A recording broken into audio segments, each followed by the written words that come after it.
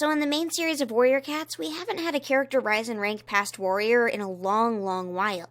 We get a medicine cat protagonist every single arc, not including Dawn of the Clans, which honestly feels more like it should be treated as a spin-off series lately. I guess leaning into that is the fact that most protagonists start as apprentices, which the medicine cat position allows for. Additionally, seeing as apprentices are the Warrior Cats equivalent of the series' primary demographic of young teenagers, I don't think that the apprentice protagonist is going to go anywhere.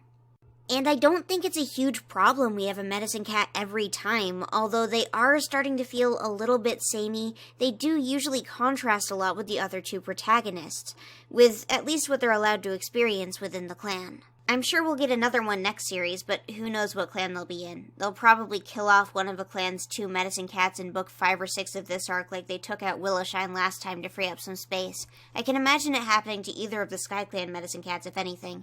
And if a Thunder Clan medicine cat goes, I can honestly see them killing off Alderheart before Jayfeather, but we'll see. I don't think they're keen on removing either.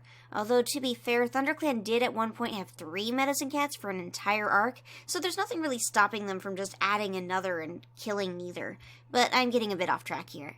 Bristlefrost was briefly deputy under the imposter's leadership of ThunderClan, which some of us thought was going to lead into her actually becoming deputy or taking over for Squirrelflight or something, but it was really short-lived, and while it was interesting, a stop was put to it very, very quickly. And when a new temporary deputy was chosen by Squirrelflight as acting leader, she went for her son Lionblaze instead.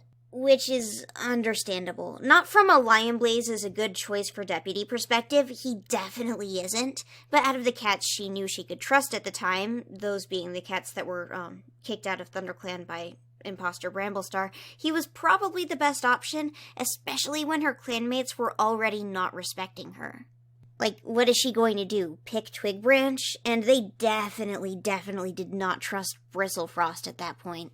But, again, aside from Dawn of the Clans, we haven't seen a main series protagonist become leader since Firestar in Series 1. We haven't had one become deputy, for real, since Brambleclaw in Series 2, and honestly, we didn't see much of that anyways before the next series started.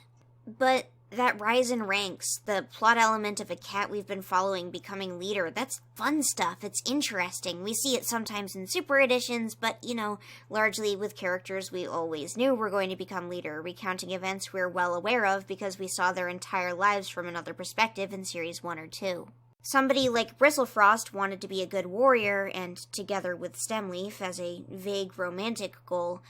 But if a cat has any non-romantic ambitions, those ambitions can only be leader or medicine cat, because there's nowhere to go from good warrior. If warrior cats had more specialized roles or ranks, there would be a lot more to work towards, and a lot more for the cats to think about, but the way it is, cats don't really have anything to strive for. We've got things like quote-unquote senior warrior, but senior warrior is little more than an informal title that denotes age. But despite this, I don't know if what I want is for a cat to try and become leader. I mean, don't get me wrong, it would be a welcome change for a protagonist to actually become leader in a series past the first one, as long as that cat is a Nightheart. But I feel like, while it would help to have more things for cats to strive for, leader is literally all we've got. What I'm missing isn't cats becoming leaders. It's cats having more individuality as characters. A lack of interest, hobbies, and likes and dislikes beyond a throwaway line about liking a certain type of fish. It's so easy to go, I'm so frustrated, none of these cats want to become leader, but the truth ends up being more of an, I want the cats to be more distinct. But maybe I'm on this line of thought because the protagonists of this arc are so similar to last arc's protagonists.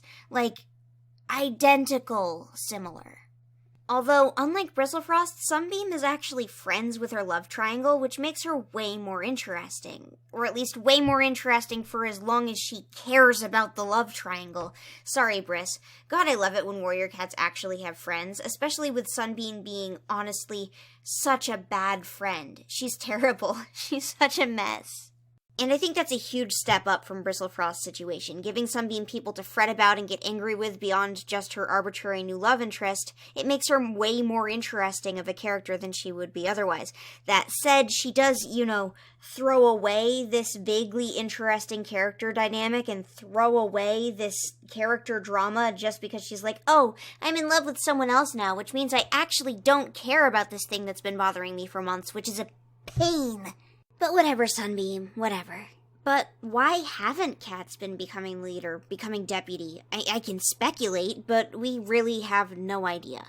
The first thing would definitely be the team change. Vicky might have liked our main characters trying to rise in ranks and receiving more serious responsibilities, but it's possible that the new team considers that a bit differently.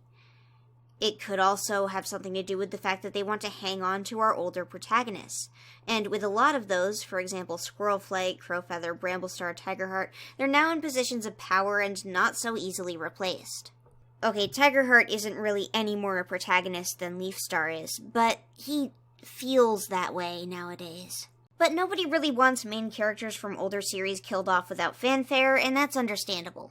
Another factor is, again, us always starting with apprentices. And we're not going to stop starting with apprentices, probably ever, and that's understandable. These books are for kids. Having the main characters be teenagers makes sense, but that combines with the fact that more recently, even less time than usual has been passing within the series. Nobody's going to be made deputy at a year old. Well, nobody except Splashtail, apparently. That said, they have recently killed off Misty Star and her son Reed Whisker for the plot, so we'll see where that goes. Frostpaw is in a unique position where she's supposed to be finding that leader, and for some reason, I keep seeing people saying that they think that leader is going to be Nightheart. 1, I sure hope not. 2, I have no idea where that one came from. The theory that the cat to be chosen is Mothwing is much more interesting and compelling in my opinion, and Nightheart seems, less qualified than Splashtail, who does not seem qualified. I think it's really easy to look at Nightheart and just think of all of the worst case scenarios for his character, like becomes leader of RiverClan, but we'll see. We'll see what happens, I guess. I also think there should be some consideration for the fact that the new team did make Dawn of the Clans, which is filled with leader drama, which at least implies they're not adverse to it. That said, I think Dawn of the Clans was at least, outlined and planned by Vicky to some extent before being handed off to them. But giving cats goals and more than a few personality traits isn't the only reason to have a prospective character as leader or deputy.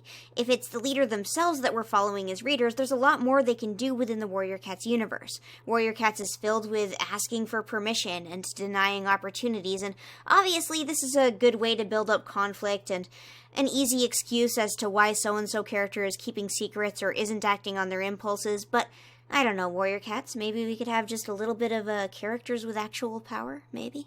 Like I said before, every time we follow a leader lately, it's in the context of a super edition. We already know just about everything that's going to happen. Leopard Star, One Star, these cats can't surprise us and they can't interest us.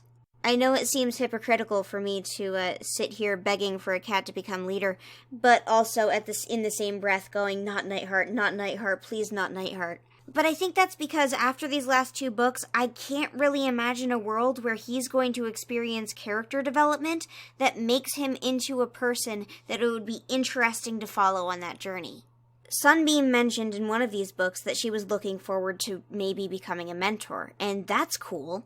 I would love to see a main character be a mentor. I would love to see a main character have that sort of responsibility, but now that Nightheart is over in ShadowClan, I feel like anything that Sunbeam is going to do and anything that Nightheart is going to do is being completely removed in favor of romance drama. Well, not romance drama, romance struggles. Obviously, we've got the whole Berryheart situation, and that just feels like it's going to be a huge block for any sort of, mentorship story or anything that Sunbeam could achieve as a person. Additionally, last time a character was a mentor with the new team, Twigbranch did all of her mentoring and all of her learning how to be a mentor completely off screen, which was super, super disappointing. She struggled early on with it, and then we don't see her be a mentor for a while, and there's an offhand mention where it's like, oh, Twigbranch learned how to be a good mentor. off screen while you weren't looking. But I guess what I'm getting at is that the first series is good, it's classic, it's whole, and it does tons and tons of things that no series really does again. Firepaw as an apprentice is introduced to clan life in a way that actually, makes clan life seem interesting and fun. And as he grows older, he gains the respect of his clanmates, he becomes a hero, he just does... He checks every box, And lately, the cats don't seem to accomplish much of anything. The cats in the last arc accomplished something. They averted religious disaster, and they got called the Lights in the Mist and all that. But at the end of everything, they were kind of just guys. Some dudes. Literally, because Bristlefrost died, and now they're just boys. Rootspring goes home, and he gets to be sad and angsty, and Shadowsight goes home, and he already was sad and angsty. And it's not even that I really have a problem with this, it's just that nothing has really felt as whole as the first arc for a pretty long time. Like, if you think about all the people who antagonized Firestar, right? And how they either came around or they didn't, and how it all kind of has a nice, complete ending. And then think about all the people who antagonized Shadowsight, like Lionblaze, for example. You don't really see an ending to Shadowsight and Lionblaze. You don't really see a proper ending to Shadowsight and Mothwing. You just see these people doubting him and attacking him, and it just doesn't go anywhere. Now Shadowsight sits behind everyone else at the moon pool, and they call him weird, and I guess that's where we go with him. So I guess what I'm saying is my hopes for a leader story aren't really about being a leader or seeing a leader. I just want character stories that have a definite emotional conclusion alongside their existing but empty action-packed ones. The reason I talk about Shadowsight specifically is because Rootspring and Bristlefrost, whatever arcs they had, whatever struggles they had, that got thrown away entirely for their romance arc, like 3 or 4 books in, 1 book in Rootspring, and 3 or 4 books in Bristlefrost's case. And I feel like what gets in the way of their arc is its own entirely different topic. But I feel the same way about, say, Alderheart, who becomes a better medicine cat somewhere around book 2, and then just kind of does whatever for the rest of the series. The first arc has one other thing that's a lot stronger than these books, though, and it's focusing on one main character for the entire series. Splitting into 3 perspectives gives us less time to get to know characters, less time for them to have friends and relationships, and less time for them to develop, so it honestly might just be that the odds are stacked against all of them. But then I think about how I read other books, and the characters in those can shine perfectly well on their own despite sharing screen time with multiple perspectives, and I'm judging Warrior Cats like it's in a bubble. The truth is, if we're going to make the children's series fight, almost everything I want Warrior Cats to do is something that Wings of Fire is already doing with their characters.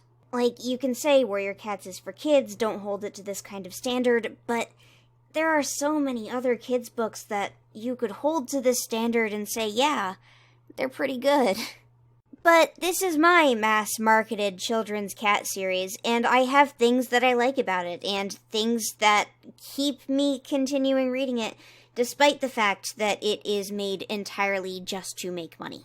So I want to see a cat become leader, and maybe it's not necessarily just because I want to see a cat become leader, and more so because I want to see if a cat having that kind of arc will be exciting and interesting and first arc-esque. Even if she's got, like, 2 other perspectives clamoring for attention. I want to see what happens.